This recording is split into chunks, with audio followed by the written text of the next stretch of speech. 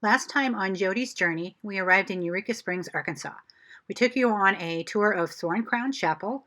Then the next morning, we took the trolley to historic downtown and visited the Palace Hotel. We finish up today with a few visits to some springs, as well as some of the lovely houses that are in the downtown area. So enjoy.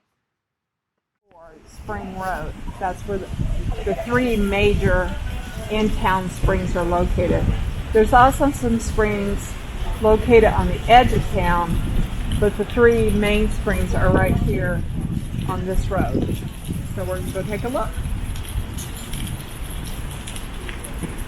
Tell you a little bit of the history. And like right here is a picture of the old Sweet Spring Hotel that was established in 1887 right here on this corner. And as we go on down the sidewalk here, we're going to run into Sweet Spring, and we'll show you a clip of it.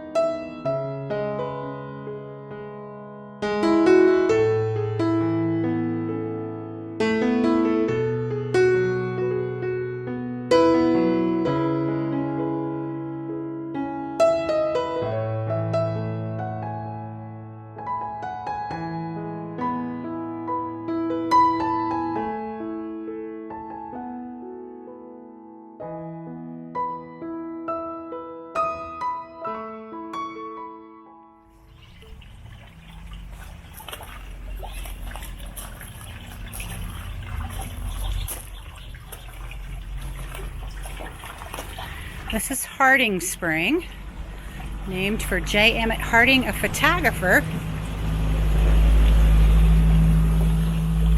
He began, the tradition of making photographs of people in front of the spring as souvenirs. Built a small dwelling near here. In 1879, the spring was accessed by a narrow wagon track along a rocky ledge. Everything up here is a rocky ledge, leaving little room for gathering. Some of it's hard to see there. Harding Spring is known as the site of one of the most famous healings in Eureka Springs. 20-year-old Jenny Cowan had been blind for 7 years following severe illness. Jenny used the waters of Basin Spring for several months to no avail. She then began using the waters of Harding exclusively. On August 22, 1880, her sight was restored. Her exclamation, "I can see," created an enormous sensation among the many people visiting Eureka Springs seeking the benefits of the healing waters. They're little tiny springs, but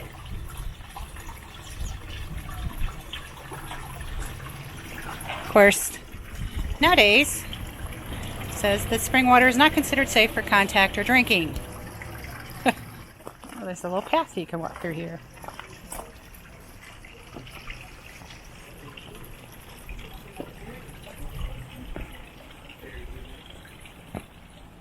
So little springs comes out there.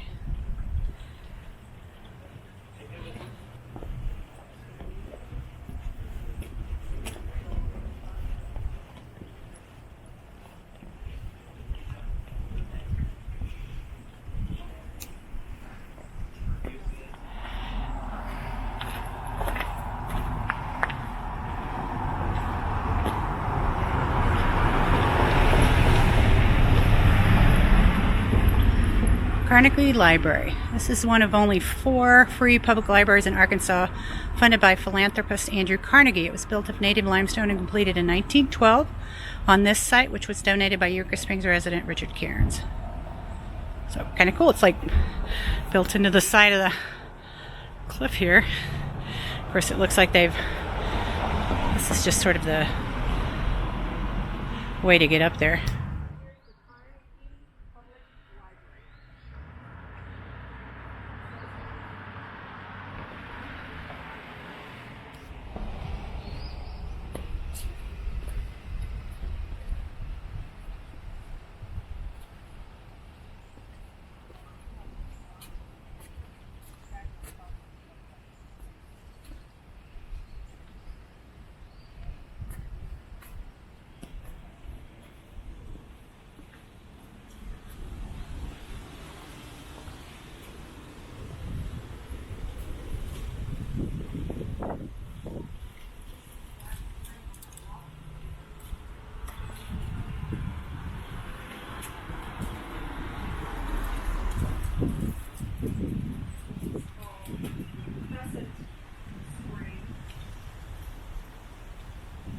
I love little free libraries.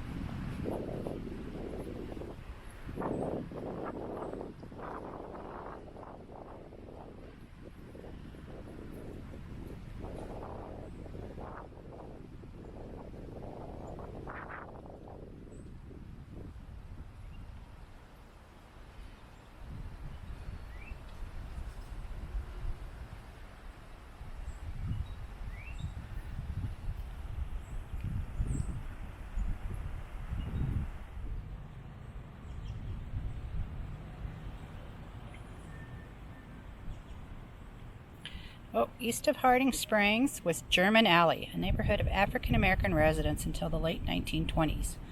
A community church stood near Perkins Mill on Center Street. Just wondering why they called it German Alley.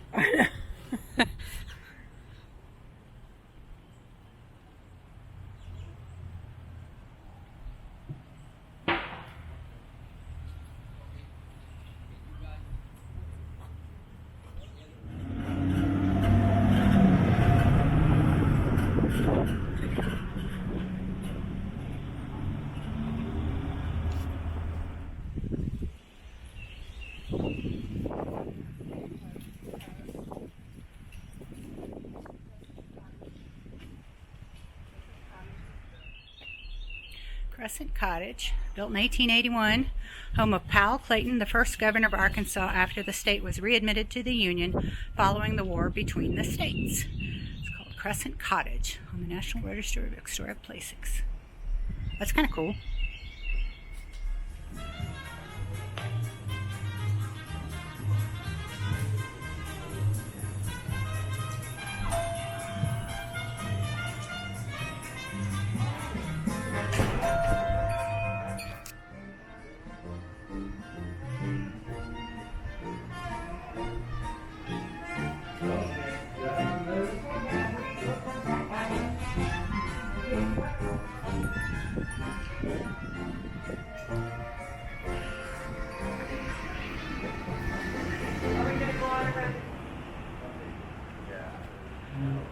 We have our